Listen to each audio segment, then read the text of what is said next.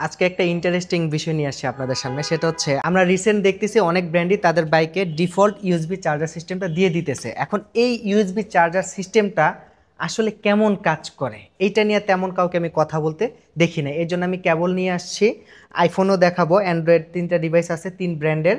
এটা হচ্ছে শাওমির একটা ট্যাব, এটা হচ্ছে অপ্পোর একটা মোবাইল, এটা হচ্ছে ভিভোর একটা মোবাইল।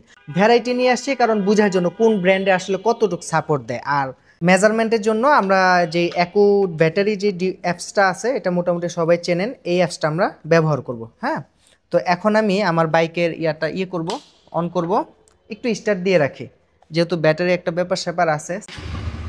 আচ্ছা, তো আমার এইখানে হচ্ছে লাইনটা আছে, এই যে এইখানে, তো এইখানে আমি কেবলটা দিব।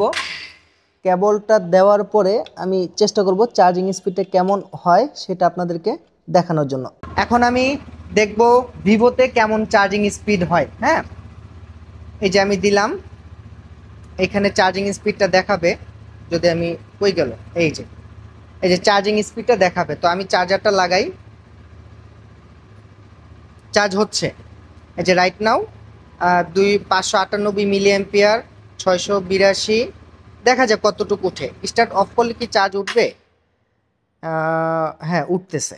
ভিভোতে অ্যাভারেজ 648 মিলি অ্যাম্পিয়ারের মতো চার্জ হচ্ছে পার আওয়ারে আর কি। তো এটা মোটামুটি খুব একটা ভালো চার্জিং স্পিড না। তারপর আমরা অপ্পোতে দেখি।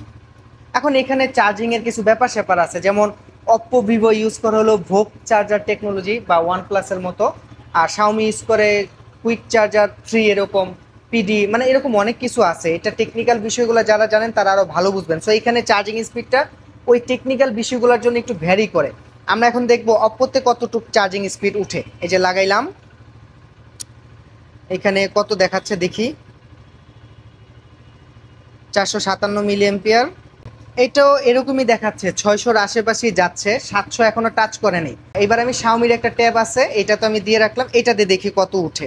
এটাও চার্জ হচ্ছে, তো দেখা যাক এটার চার্জিং স্পিডটা কেমন উঠে। রাইট নাও এই যে চার্জ হচ্ছে, তবে এখন পর্যন্ত কোনো ডিভাইসই ফাস্ট চার্জিং সাপোর্ট করে নাই। ফাস্ট চার্জার মানে এখান থেকে ফাস্ট চার্জিং সাপোর্টটা নাই, যেটা বুঝতে পারলাম। এখন এরকমই যে এখনো 500-600 ঘরে যায় নাই, যেটা বোঝা গেল খুব বেশি একটা ফাস্ট চার্জিংয়ে সাপোর্ট পাবেন না।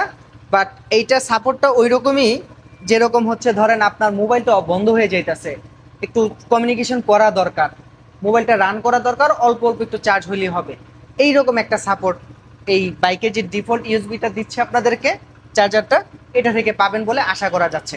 ওকে, এবার আমরা আইফোনের মেজারমেন্টটা নিব, আইফোনে কেমন স্পিড উঠে। তো এইটার জন্য একটা কনভার্টার লাগবে, আমার আইফোনের চার্জারটা type C to C, so একটা কনভার্টার আমি নিয়ে আসছি। হ্যাঁ, চার্জ হচ্ছে।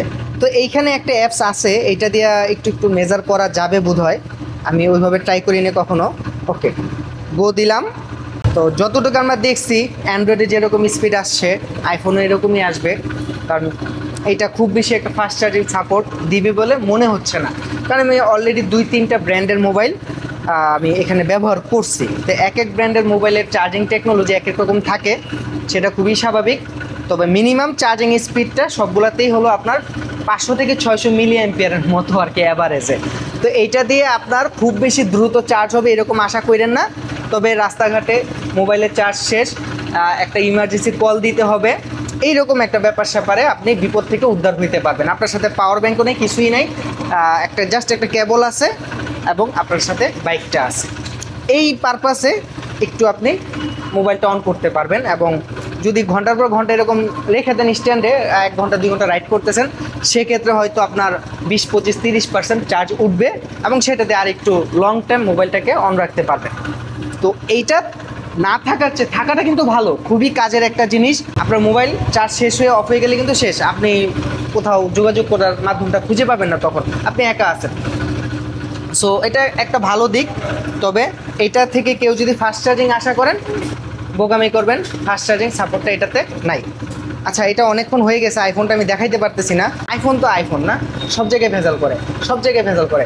তবে একটু ভেজাল করে নাই যে চার্জ হচ্ছে, চার্জে হচ্ছে না তা না, চার্জ হচ্ছে, চার্জ হবে।